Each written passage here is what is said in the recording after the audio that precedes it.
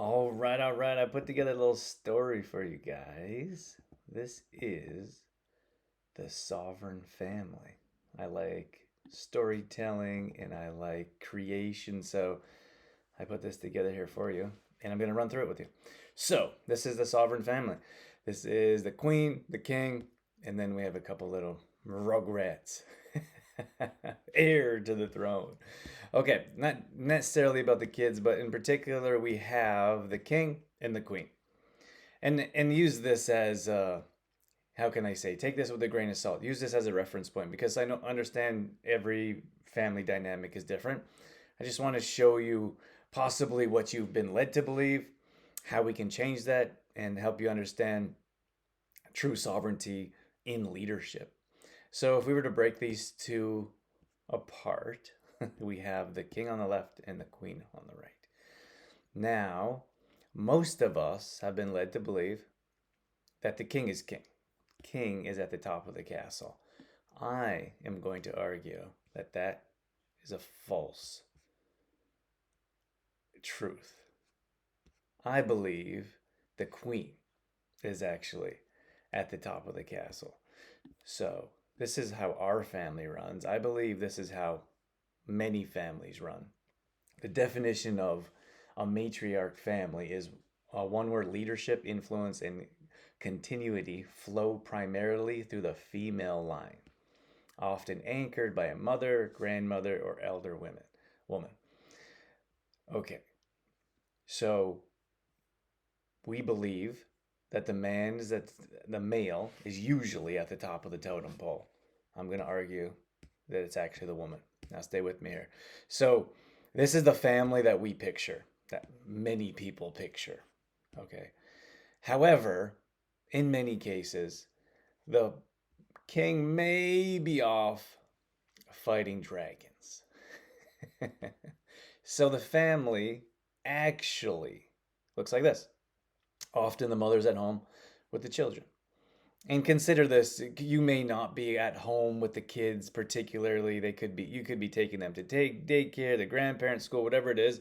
Usually, in many cases, it's the female, the mother, the queen that is taking care of the children in one way or another. So what we picture is cute little dinosaurs and mama playing with them all day long. When in reality, she's fighting dragons all day long. And this could be internal. Just take these dragons here. They could be your boss, employees, employers, people cutting you off on the way to work, whatever it is. And then so you get it internally and externally from the kids and life. So, moving on here. This is why I would suggest often you're stuck in the indentured servant phase. You're exhausted. You have no structure in your life. Life is chaos. You have zero energy. Hormones are all over the place. You feel weak mentally, physically. Your digestion is out of whack, and then your confidence is at an all time low. So, I will suggest that you're lacking tools in your life to fight the dragons. There's no shield, there's no sword, there's no direction. So, one of the first things that I would suggest you need is to believe that you were meant to lead. And in many cases, I feel that society was would have women believe that they're meant to follow. And here is the leader. Okay, nothing wrong with the male figure. Nothing wrong with the king in the family. I just think that in most cases, this is backwards. And for us to change this indentured servant in exhaustion, chaos, hormones, you have to believe that you were meant to lead. And to do that, you need the skills and knowledge to do so, to lead your family, these little ducklings, the little rugrats. So we have to understand right here we have the sage and we have the guardian. We have to understand, like, are we willing to accept help? because many people are not. I'd say many women in particular try to do everything on your own, and you can have clear guidance and you could have clear support, but we reject that. And what we call that is self-sabotage. So you may have someone in your corner or someone that's willing to support you, but we push them away. I love these. I'm such a nerd. I just love the graphics and how just to visualize it's fun for me.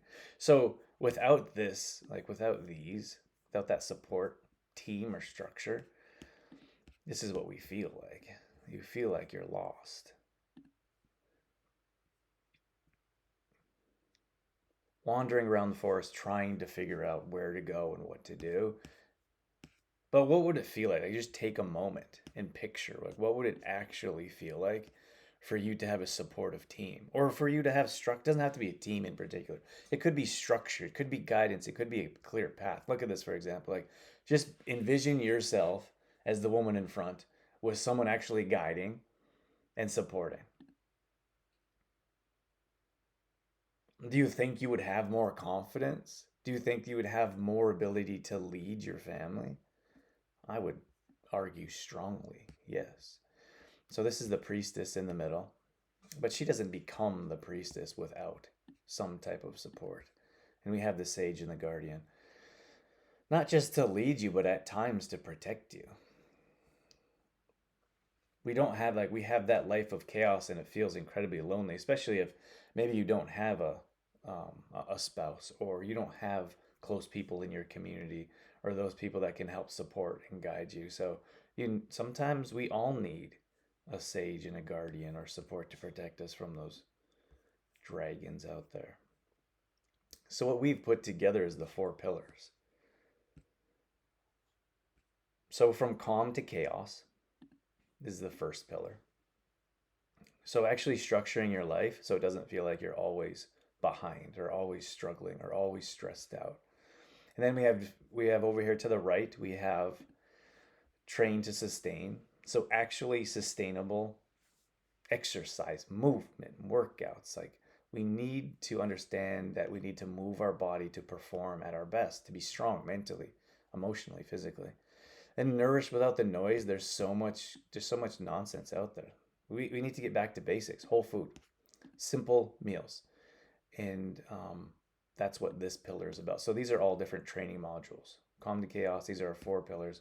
This is what we're building this program off of. Train to sustain, nourished without the noise, nourished without the noise, and then rewire the woman. This rewiring the woman is a lot to do with mindset. We have to help you understand that you are a leader. We have to show you the steps to make that happen.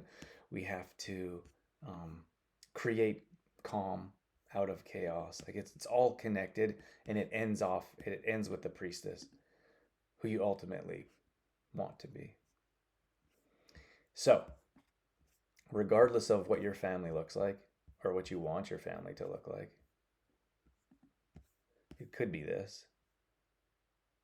And maybe you're picturing this. It could be 1 kid, right? These are just fun graphics for me. It could be 2, 3, or more. Regardless of what it is, we have to believe that this is possible. And then we have to take action steps towards it.